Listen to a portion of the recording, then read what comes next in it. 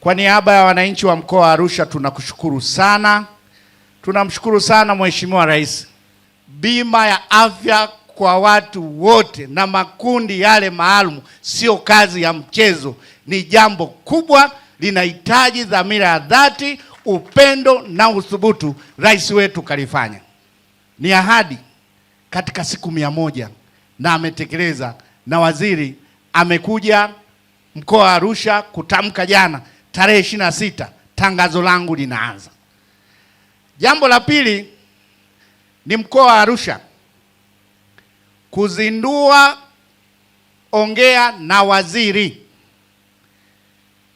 kwamba wananchi wanapata fursa ya moja kwa moja bila mizengwe kuongea na mheshimiwa waziri.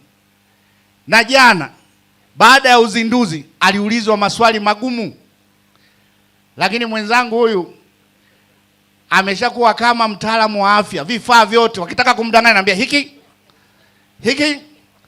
kiko wapi, kingine ameshajua mambo ya Wizara ya Afya haraka.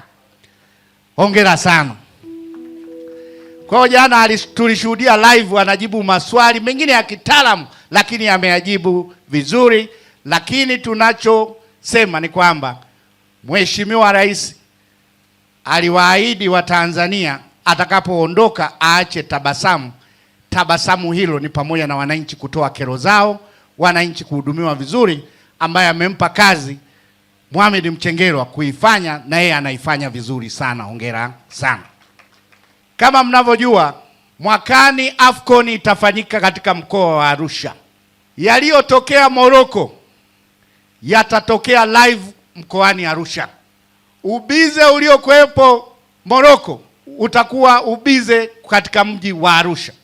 Mheshimiwa Waziri, ni kuhakikishie wale wa nchi zingine wanaodhani kwamba Tanzania haiko tayari, mimi kama mkuu wa mkoa, kiongozi wa shughuli za serikali, ninaona jitihada za Mheshimiwa Rais. Tanzania iko tayari kwa AFCON. Uwanja pale ungepata nafasi ungefurahi. Ni uwanja wa kisasa, una vigezo vyote, category 4 ya CAF, miundombinu ya barabara. Wakati wote utaweka mkandarasi atengeneze barabara za lami kuelekea katika uwanja huo. Kila kitu kiko katika maandalizi. Tulitoa wataalamu hapo kutoka ofisi yangu na jiji na halmashauri zingine kwenda Morocco. Wameenda kujifunza na nimesoma taarifa yao, ni nzuri. Maandalizi yataendelea kwa kasi kuhakikisha AFCON inafanyika. Moja ambalo tulikuwa na wasiwasi nalo ndio hili ulilojia hapa. Uhakika wa afya za watu wote watakaoshiriki AFCON, kwamba mtu akipata matatizo ya moyo tutamkimbiza wapi? Dr. Samia amejibu. Tanzania imejipanga.